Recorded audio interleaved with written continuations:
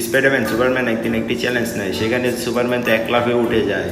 Spiderman সেখানে পড়ার অবস্থায় সে তার আন্তরিক পাওয়ার দিয়ে উঠে যায়, কিন্তু চিকন ম্যান কী করবে সে বুঝতে পারে না। সে দেওয়াল দিয়ে উঠতে যায়, তখনই সে নিচে পড়ে যায়। তখনই তা দেখে স্পাইডারম্যান সুপারম্যান হাসে। তখনই সে একটি মাথায় বুদ্ধি আনে এবং জাম্পিং বল দিয়ে সে লাফালাফি করে এবং তাদেরকে দেখায় যেভাবে লাফাতে হয়। তখন তাদের ভেঙাতে থাকে, তখন আবার তাদের চিয়ে থাকে। তখনই তাই সুপারম্যানকে কিস করে। তখন তারপরে যখন সে বক্স নিয়ে ওঠে তখনই তাকে চিল ধরে নিয়ে যায়।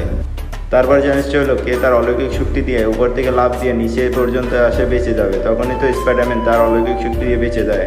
তা দেখে চিকন ম্যান মোটাম্যানকে বলে যে তোমার পালা এখন। তো মোটাম্যানও একবার লাফ দেয় মনের খুশিতে, সেও তার অলৌকিক শক্তি দিয়ে বেঁচে যায়।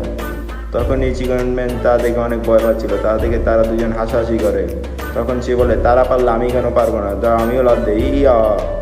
তো আমি একটা সেলফি তুলে নিই। সেলফি তুলতে তুলতে তখন তার অলৌকিক শক্তি বের করতে মনে নেই, তখনই সে মাটির ভিতরে ডুবে যায়।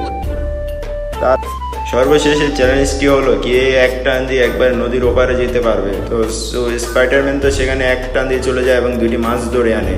তা দেখে চিকন ম্যান হাসি দেয় এবং ছু বলে একটি রশি বাঁধে এবং সেও টান দিতে থাকে। যে এমন জোরে টান দিয়ে মনে হচ্ছিল সে চলে যাবে। তারপর সে এমন জোরে টান দেয় একবারে কুমির সহ ধরে নিয়ে আসে। তা দেখে স্পাইডারম্যান তো ভয়ে দৌড়। সেও তো বলে তাকে দেখে ভয় পেয়েছে, কিন্তু সে যখন চোখ খুলে যায় তার কাছে, তখন সেও তো এক দৌড়।